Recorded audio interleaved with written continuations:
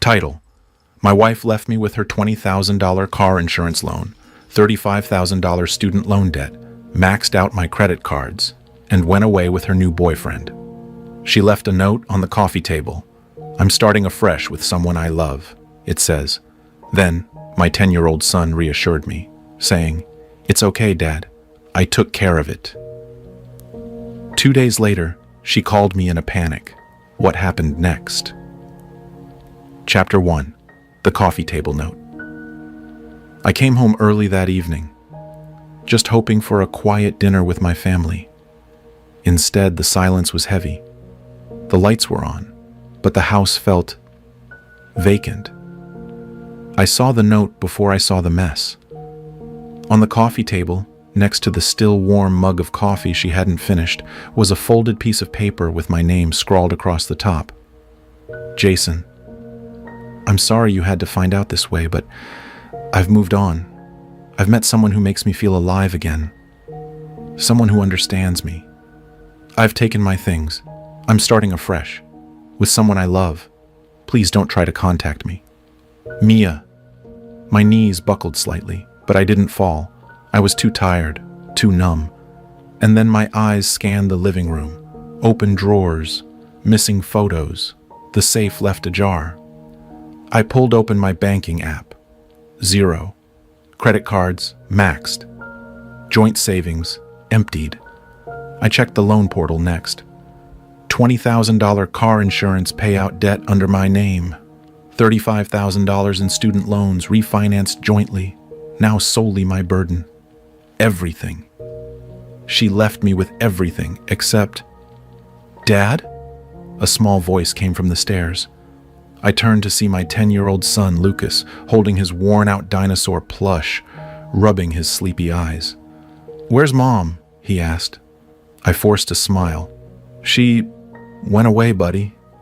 He blinked at me for a second, and then stepped down, hugged me tight, and whispered something so strange it made me freeze. It's okay, Dad. I took care of it. Chapter 2. I took care of it. I crouched down slowly, still stunned, and looked my son in the eyes. What do you mean? You took care of it. Lucas looked around as if making sure we were alone, then leaned in and whispered, Remember how you showed me your passwords and told me never to touch anything unless it was an emergency? I nodded cautiously, my pulse beginning to rise. Well, it was an emergency, wasn't it? I blinked. What did you do, Lucas? He straightened up, his little chest puffed with confidence. I saw Mom packing her stuff when she thought I was sleeping, and I saw her take your wallet and the files from your drawer, so I used your laptop. That sentence alone made my heart stop. I logged into your bank account and set alerts for everything.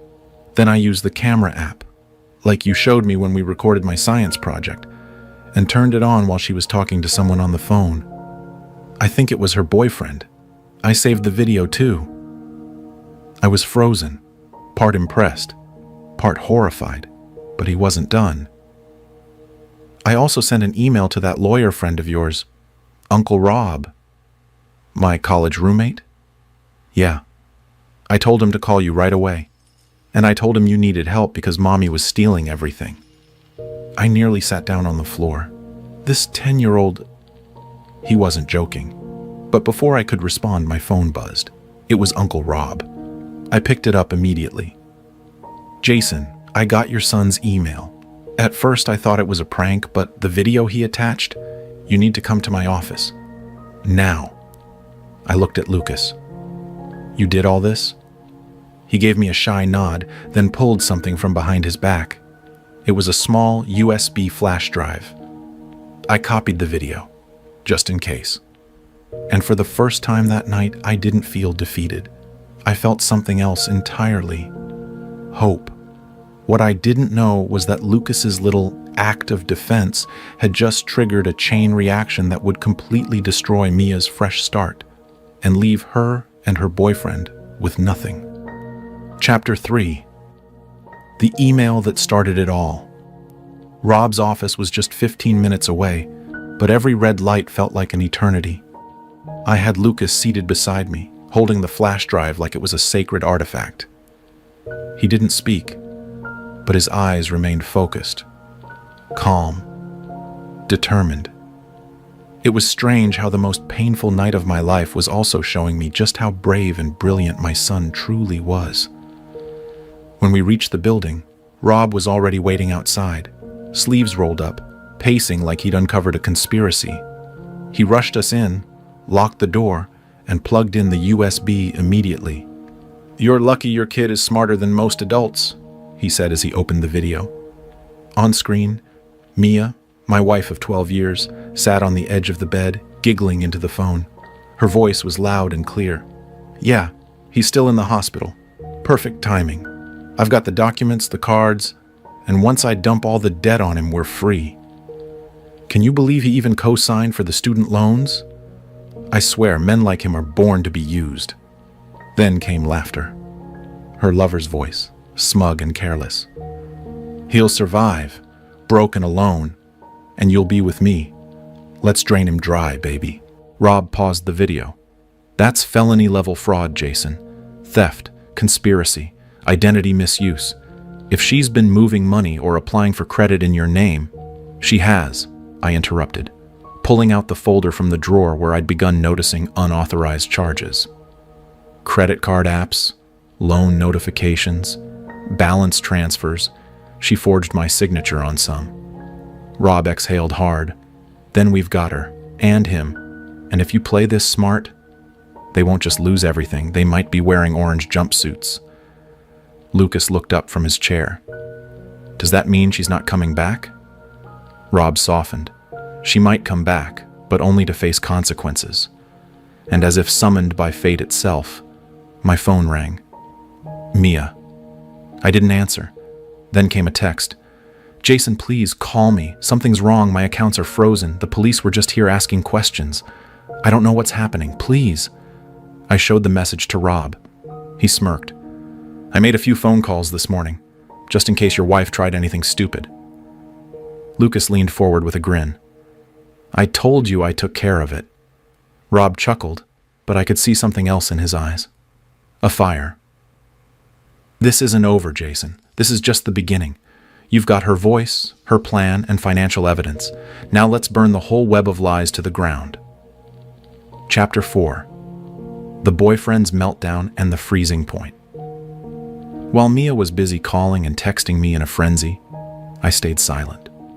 No replies, no reactions. Let her stew. Let her panic.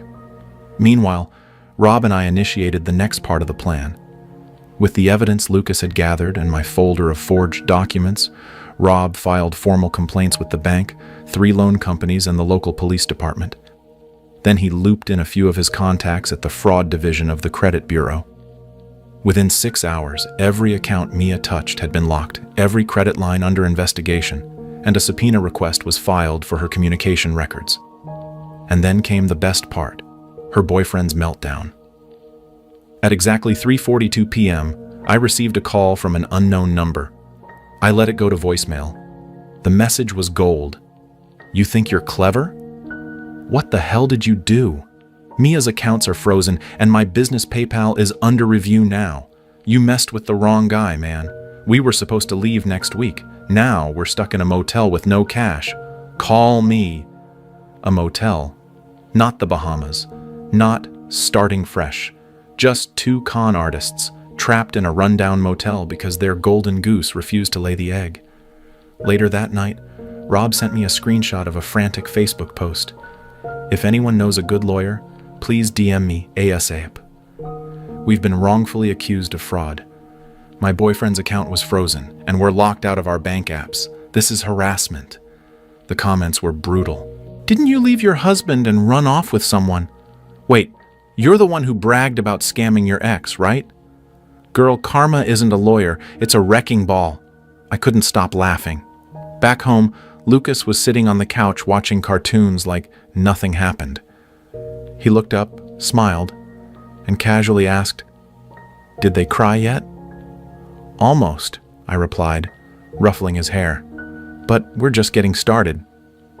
The next morning, Mia showed up at our doorstep, banging, screaming, mascara running down her face like black ink bleeding off a ruined contract.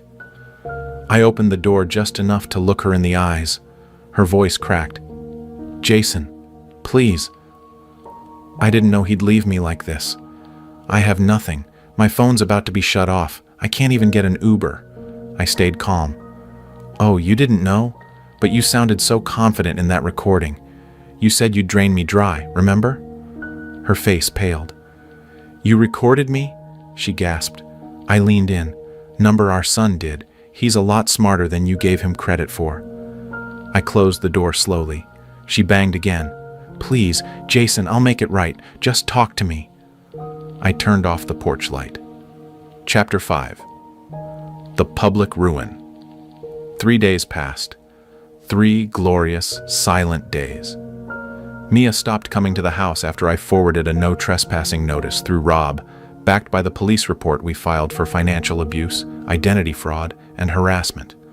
Her boyfriend, meanwhile, had bigger problems. His crypto accounts, digital payment platforms, and even his petty freelance site were frozen pending fraud investigations. And then came the twist they never saw coming.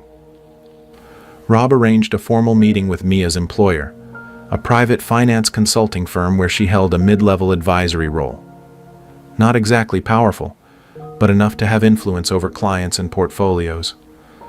I handed over every document Lucas had found in her drawer, screenshots of her bragging to friends about using confidential client data to apply for loan perks, skimming bonuses from her department's group accounts, and falsifying her qualifications on her resume.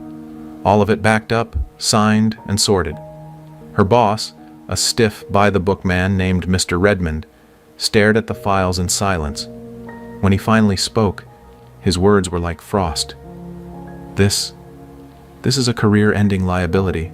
We can't afford even a whisper of this."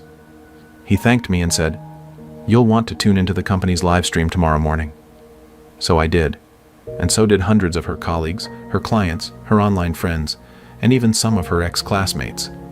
The stream started with the standard agenda, but 5 minutes in, Mr. Redmond calmly said, "Before we proceed, we'd like to address a matter of serious concern. One of our staff members, Mia L., has been found in breach of ethical conduct." He didn't hold back. He read excerpts, showed redacted slides. No names were needed, but everyone knew.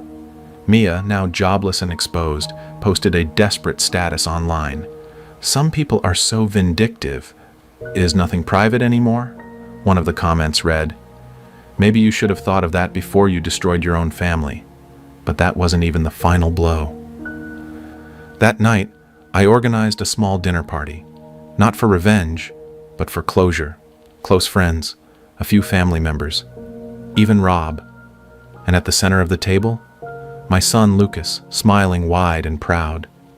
Before we ate, I raised a toast. To Lucas, the sharpest mind in this house. You saved me before I even knew I needed saving. He grinned, then whispered, "Wait till you see what I did with her wedding ring." I blinked. "What?" He pulled up a screen on his tablet. Turns out, Lucas listed Mia's wedding ring on eBay, sold it under the category slightly cursed jewelry with great backstory. The bidding war had reached over $4,000 thanks to his creative description and viral traction. Everyone at the table roared with laughter. Chapter 6. A New Beginning. Weeks passed. The dust had settled. The house, once echoing with tension, now hummed with peace. Lucas and I had developed a routine. He'd take out the trash before school, I'd pack his lunch, and on weekends we'd host pizza and plan nights where we'd brainstorm his next wild entrepreneurial idea. After everything, life was better. But it wasn't just peace that followed. It was opportunity. The story of my wife's betrayal, my son's genius revenge, and the viral eBay auction of the slightly cursed wedding ring had gained traction. A lot of it. A local journalist wrote a feature titled, "10-Year-Old Outsmarts Cheating Mom with Business Savvy Brilliance." Within days, our inbox filled with invites, talk shows, podcasts, even a spot on a national finance panel to discuss teaching financial literacy to kids. But the most unexpected came from a major tech startup. Their CEO, a woman named Dana, called me personally. We read what your son did, but what impressed me even more was how you handled everything. We need someone like you, level-headed, calm under fire, and resourceful. Ever considered leading operations? It felt surreal. I accepted. Not just for the salary, though it was triple what I made before, but because it meant a fresh start in a city where no one knew me as that guy whose wife ran off. Lucas and I moved 3 months later. New apartment, new school, new chapter. As for Mia, she tried briefly to reconnect, first through guilt, then through begging. But with her reputation ruined, her accounts frozen, and Rob forwarding her all legal correspondence, she quickly realized there was no going back. The last I heard, she was living with her boyfriend in a rented basement apartment, both jobless and drowning in the very debt she once laughed about. Karma, it seems, had better aim than I ever could. One night, Lucas and I sat on our new balcony overlooking the skyline. He nudged me. "Hey, Dad? Yeah? You think she ever really loved us?"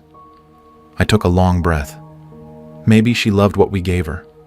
But love? Real love is what you did for me. That's the only kind that matters. He smiled. Good, because I got your back. Always. We clinked soda cans, and just like that, we moved forward, not as victims, but as survivors, wiser, stronger, and ready for anything. Was this revenge perfectly justified? Tell us what you think about this story in the comments below.